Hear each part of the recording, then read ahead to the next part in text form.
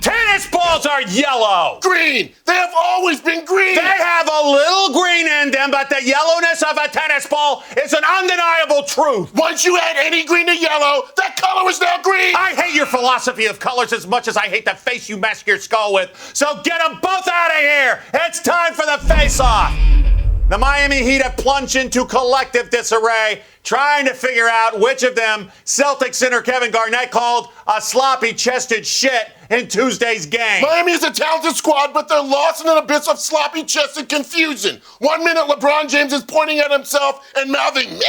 And the next, Dwayne Wade is asking Coach Spoelstra if he thinks his chest looks sloppy. Either LeBron or Wade need to just step up and claim ownership of a sloppy chest. A championship team knows who they are and knows which Garnett-screamed insult fits each of them best. They need Bosh back to full health. When he's in action, all insults are directed at him as they should be. And the rest of the team can do their job. Moving on from Bosh to his hoofed cousins, the Belmont Stakes are upon us, and everybody's talking about a trailblazing young jockey named Junior Alvarado, who sits directly on his horse's head when he races. This jockey fills my blood with bile. Horsebacks are shaped like seats for a reason. It's 2012, Doc. You can't sit on a horse the same way forever. This kid is a visionary. His whole career, he's been inching farther and farther up the horse's neck until Bayshore, when he finally straddled the front of his horse's head and steered it by the ears. His hubris will be his own jockey downfall. All right, let's get back to human sport. The Braves are shopping Jason Heyward